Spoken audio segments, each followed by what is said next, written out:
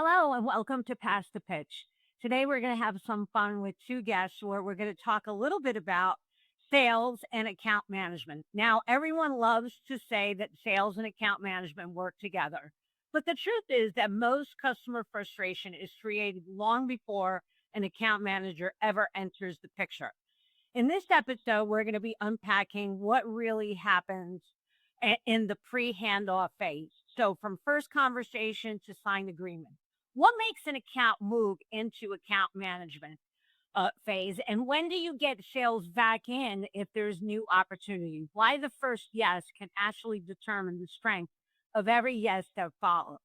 So let me start with Robert, who is a senior specialist who focuses on the development of new business for Medidata.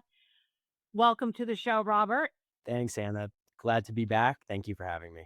Sure. So maybe you can describe the process of how each phase gets involved in the sales cycle. When does something get into account management mode? Sure. Yeah, my role in the sales cycle, being in more of a business development position, is really about two things, I would say: navigating stakeholders and simplifying the buying experience for them. So, as most sales professionals understand, many deals have a lot of internal voices.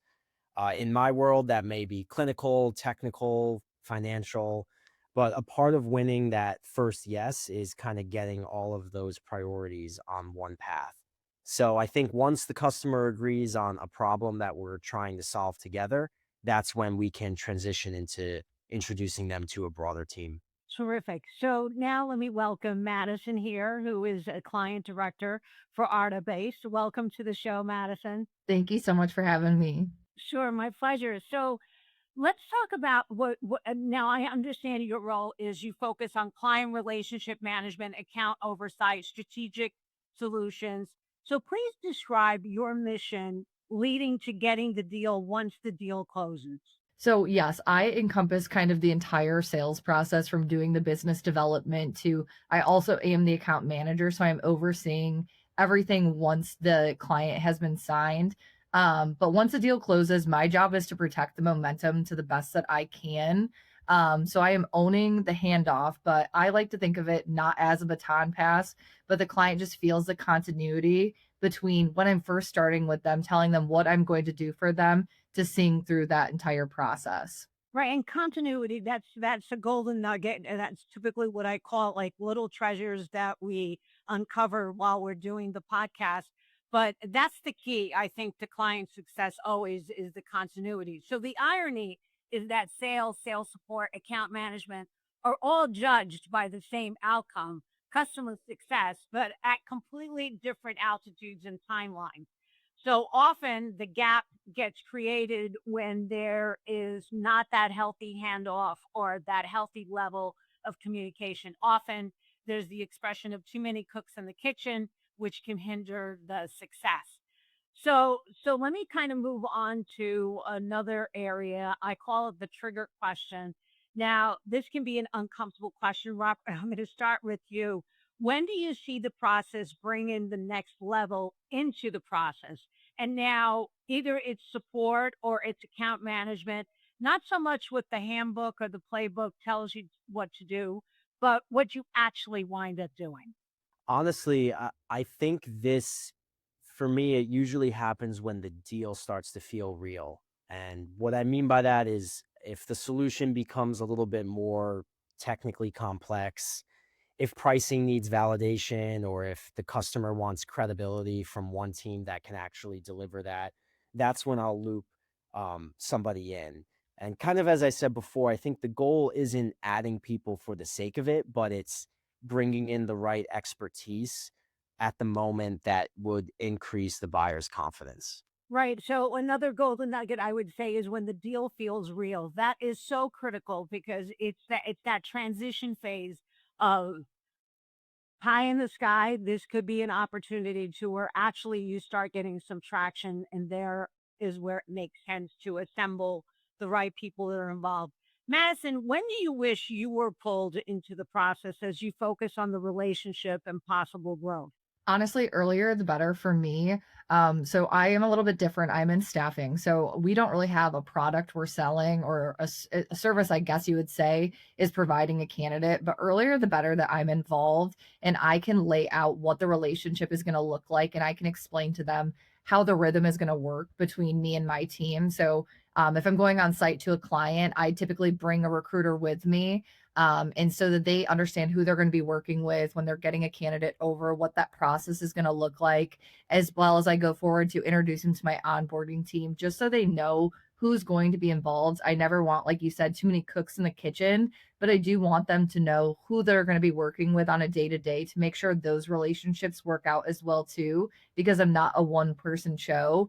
There are a lot of people involved in the process, and I want to make sure it makes sense for their team and my team because I can't be 100 places at once. And I just want them to feel comfortable with everyone they're working with throughout the process. Right. And one of the key items that you mentioned with staffing, I've worked in the staffing industry for many years, is bringing in the recruiter early, right? Often I'm surprised. I spend a lot of time coaching and mentoring salespeople across all industries, but when it comes to staffing, I'm always surprised at waiting too long to bring the recruiter in. And then what winds up happening is time is money, right? So the more time that goes by, that gives competition the opportunity to get a better handle on the requirement. So I couldn't agree with you more. So here's the field truth, right? The seeds of churn are usually planted during pre-sales, not because of bad intentions, but because expectations harden faster than we think. And the customer assumptions travel without supervision, unfortunately. Let's kind of move on a little bit to we talked a little about too many voices versus not having enough people involved. So let's flip to the other end of the spectrum. We have all seen customer calls with six people from sales showing up, right? I know it's comical. Who leads? Who answers what? Who protects the buyer from internal complexity? So maybe we can discuss, and I'll open it to both of you.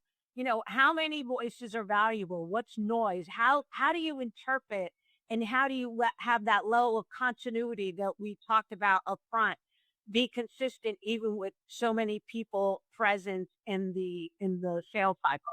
I'd say whatever you think is going to add benefit to it. So I typically on a sales call with a client, I let them know prior to like, hey, I'm going to have these two individuals on the call and this is my reason why.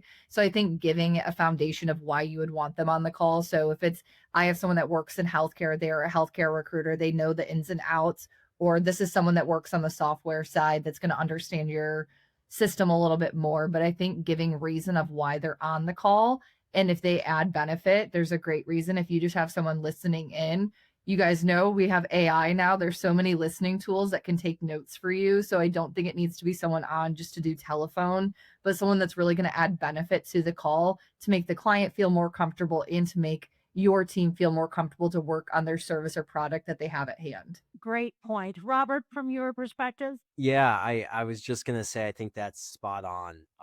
Because especially I think just leading with transparency. And I had a sales mentor many years ago who kind of explained it.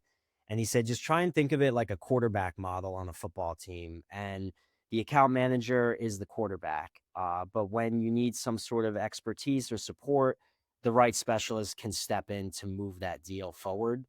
And I think a big thing is, you never want a buyer to feel like they're managing our internal coordination, and you're going to lose trust that way. So the best meetings feel simple on the outside, even if there's a lot of alignment internally. Right. And so you just said something I think so critical when it comes to the sales process, and that's the trust factor, right? The one thing is if you lose trust, it takes so much effort to regain that trust with that client or that prospect again. So definitely keep that top of mind. Also, the fact of, transparency and letting people know. And I do want to shout out Madison to you talking about the note takers because I think that it is such a valuable tool out there that everybody should be utilizing in any shape or form that you can. I personally use Otter AI, but there are so many out there depending on what your needs are. It becomes like a given, and clients accept it, right? Because they know it's a note taker. They're not worried about it at all. The follow-up items with the note takers are so amazing. We use them just in our internal meetings instead of saying like, "Hey, so and so, get me this after the meeting." The Otter AI, I use it as well. It will send you what follow-up items or tasks need to be completed in like deadlines immediately to your email, and you can send it and share it with the team. So, huge fan of it. Excellent, excellent. So buyers do not buy your org chart, right? They buy an outcome. They buy from a person they trust, right? So if your org chart shows up in a meeting, the buyer immediately starts feeling like they're managing your alignment instead of what their problem is and why you're there. Now we're going to move into a section that I absolutely love and I have been obsessed with over the last few months, talking about generational buying and communication. I love comparing generational changes, and we have both a Gen Zer and a Gen Yer here. So I wanted to understand how you have changed your processes since the buyers are often millennials or Gen X's and sometimes even boomers. And every one of those generations communicates differently, escalates differently, and builds trust differently. Robert, maybe you can kick it off. Yeah, I've spent a lot of time thinking about this as well, and I know you and I spoke about this on a previous episode a little bit. So I kind of would say that my theory on this is the biggest shift is how the value story gets communicated between different generations. And I find that boomers really want a lot of justification and proof, whereas a millennial buyer may be a little bit better responding to the collaboration or the strategic narrative of something. So I do think it all leads back to that trust and transparency aspect. And if the solution itself doesn't change, it's really how you're communicating it. A great point. Madison, your thoughts? Yeah, I have tons of thoughts. I think each person you work with, no matter what generation they are, you really need to tailor what their expectations are. So in my first conversation with them, I asked them, "Do you prefer a text, a quick call, an email?" And you'll quickly find if someone is maybe a boomer, they do want things more formal. They appreciate the handwritten letter after you stop by. They appreciate the face-to-face lunches and coffees. And then someone from Gen Z would love a text and you probably not to call 100 times. So I think it does kind of range and you can see with generations what their preferences are, but just asking out front. So I'm a millennial, but I swear I am an old soul. So please go out to lunch with me. Send me a handwritten card, do the things so that I can better understand you. But I guess a big thing I learned, and this kind of goes into objections, but silence really means different to a lot of different people. So maybe a boomer, they're just processing, but they're probably going to get back to you. Silence, I found with Gen Z, is they probably are not going to respond to you. If they are, they're pretty direct and they're quick witted. They're going to respond right away. But I think silence and kind of what they want moving forward, you can see those differences a lot with the generation. But any person you're working with, you never want to, like, I guess, someone's age or guess what generation they're in, but just ask them their preferences up front and they're probably more than likely to tell you exactly what they want, and then you don't have to guess of the best approach for them. Right. And it's part of the exercise of understanding your client, right? At the end of the day, it's not one size fits all. Like you need to be able to fine tune and tailor your approach. Also, the messaging itself, going back to Rob, your point about, boomers would want more justification. So therefore, your pitch is going to be tailored towards where they get that justification up front so that they'll be open to further, conversation. So it's playing that balancing act between the two. This is where I give Gen Z a lot of credit. I feel like if I was to start life all over again, I would want to be a Gen Zer because I love that they don't accept, well, this is how we've always done it, right? Well, what do you mean you want to change it? It's always worked this way. I like the fact that Gen Zers challenge things that don't make sense and that they work at being able to figure out like what's the best way to approach the whole effort. Now, the one thing is with Gen Zers, they're the only generation that's kind of dealing with selling with four distinctive generations. And a lot of times, playbooks are not going to necessarily prepare you for that level of change. This has been a phenomenal first session. I know we have a second part of discussion, but I wanted to summarize a little bit of some of the key items that we've talked about. Sales owns the first yes. Account management owns everything else after that. I hope everybody understands that as we wrap this session up. The earlier an account manager sees the deal, the lower the churn and the risk.